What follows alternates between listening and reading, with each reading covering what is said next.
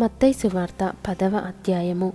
ఆయన తన 12 మంది శిష్యులను పిలిచి, అపవిత్రాత్మలను వెళ్ళగొట్టుటకును, ప్రతి విధమైన రోగమును, ప్రతి విధమైన వ్యాధిని స్వస్థపరచుటకును వారికి అధికారమిచ్చెను. ఆ 12 మంది అపోస్తలుల పేర్లు ఏవనగా, మొదట పేతురనబడిన సీమోను, అతని సహోదరుడగు అంద్రెయ, జెబెదయి కుమారుడగు యాకోబు, అతని సహోదరుడగు యోహాను, ఫిలిప్పు, బర్తొలొమయి, తోమా, సుంకరి అయిన మత్తయి, అల్ఫయి కుమారుడగు యాకోబు, తద్దయి అను మారుపేరు గల లెబ్బయి, కనానీయుడైన సీమోను, ఆయనను అప్పగించిన ఇస్కరియోతు యూదా. యేసు ఆ 12 మందిని పంపుచు వారిని చూచి వారికి ఆజ్ఞాపించినదేమనగా, మీరు అన్యజనుల దారిలోనికి వెళ్ళకుడి, సమరయుల ఏ పట్టణంలోనైనను ప్రవేశింపకుడి గాని ఇశ్రాయేలు వంశములోని నశించిన గొర్రెల యొద్దకే వెళ్ళుడి. వెళ్ళుచు పరలోక రాజ్యము సమీపించి ఉన్నదని ప్రకటించుడి. రోగులను స్వస్థపరచుడి, చనిపోయిన వారిని లేపుడి, కుష్ఠరోగులను శుద్ధులనుగా చేయుడి, దయ్యములను వెళ్ళగొట్టుడి, ఉచితముగా పొందితిరి ఉచితముగా ఇయ్యుడి.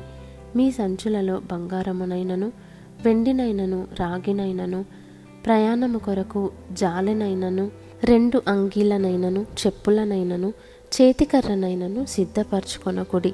పనివాడు తన ఆహారమునకు పాత్రుడు కాడా?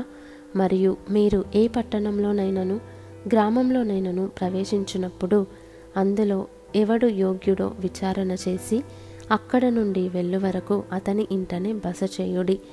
ఆ ఇంటిలో ప్రవేశించుచు ఇంటి వారికి శుభమని చెప్పుడి. ఆ ఇల్లు యోగ్యమైనదైతే మీ సమాధానము దాని మీదికి వచ్చును, అది అయోగ్యమైనదైతే మీ సమాధానము మీకు తిరిగి వచ్చును. ఎవడైనను మిమ్మును చేర్చుకొనక మీ మాటలు వినకుండిన ఎడల మీరు ఆ ఇంటినైనను ఆ పట్టణమైనను విడిచిపోవునప్పుడు మీ పాదధూళి దులిపివేయుడి. విమర్శ దినమందు ఆ పట్టణపు గతి కంటే సొదొమ గొమొర్రా ప్రదేశముల గతి ఓర్వదగినదై యుండునని నిశ్చయముగా మీతో చెప్పుచున్నాను.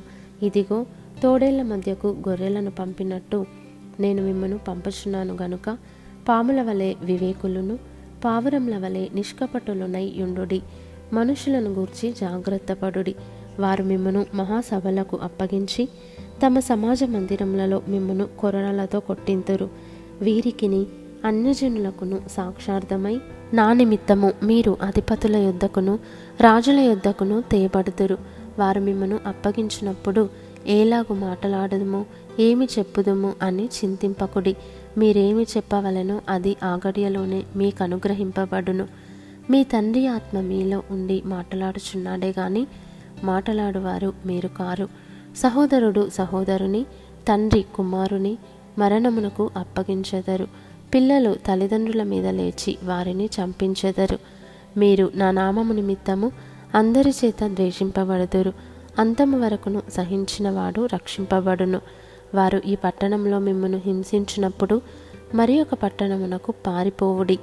మనుష్య కుమారుడు వచ్చే వరకు మీరు ఇశ్రాయేలు పట్టణములలో సంచారము చేసి ఉండరని నిశ్చయముగా మీతో చెప్పుచున్నాను.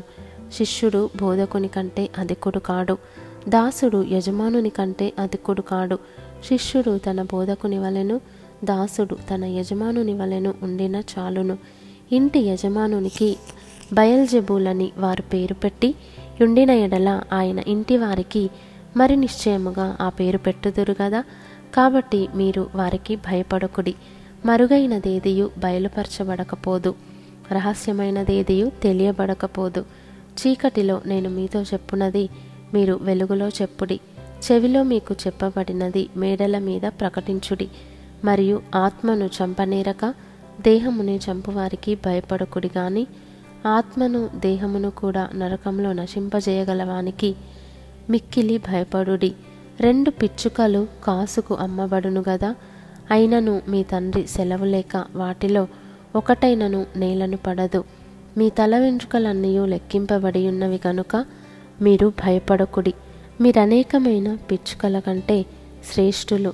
మనుష్యుల ఎదుట నన్ను ఒప్పుకొని వాడెవడో పరలోకమందున్న నా తండ్రి ఎదుట నేనును వానిని ఒప్పుకొందును. మనుషుల ఎదుట ఎవడు నన్ను ఎరుగననునో వానిని పరలోకమందున్న నా తండ్రి ఎదుట నేనును ఎరుగనందును. నేను భూమి మీదికి సమాధానమును పంపవచ్చితినని తలంచకుడి. ఖడ్గమునే గాని సమాధానమును పంపుటకు నేను రాలేదు. ఒక మనుషునికిని వాని తండ్రికిని, కుమార్తెకును ఆమె తల్లికిని, కోడలికిని ఆమె అత్తకును విరోధము పెట్టవచ్చితిని. ఒక మనుషుని ఇంటివారే అతనికి శత్రువులగుదురు. తండ్రినైనను తల్లినైనను నాకంటే ఎక్కువగా ప్రేమించువాడు నాకు పాత్రుడు కాడు. కుమారునినైనను కుమార్తెనైనను నాకంటే ఎక్కువగా ప్రేమించువాడు నాకు పాత్రుడు కాడు. తన సిలువను ఎత్తుకొని నన్ను వెంబడింపనివాడు నాకు పాత్రుడు కాడు. తన ప్రాణము దక్కించుకొనివాడు దాన్ని పోగొట్టుకొనును గాని నా నిమిత్తము తన ప్రాణము పోగొట్టుకొనివాడు దాన్ని దక్కించుకొనును. మిమ్మును చేర్చుకొనివాడు నన్ను చేర్చుకొనును. నన్ను చేర్చుకొనివాడు నన్ను పంపిన వాని చేర్చుకొనును. ప్రవక్త అని ప్రవక్తను చేర్చుకొనివాడు ప్రవక్త ఫలము పొందును. నీతిమంతుడని నీతిమంతుని చేర్చుకొనివాడు నీతిమంతుని ఫలము పొందును. మరియు శిష్యుడని ఎవడు ఈ చిన్నవారిలో ఒకనికి గిన్నెడు చన్నీళ్లు మాత్రము త్రాగనిచ్చునో వాడు తన ఫలము పోగొట్టుకొనడని నిశ్చయముగా మీతో చెప్పుచున్నాను.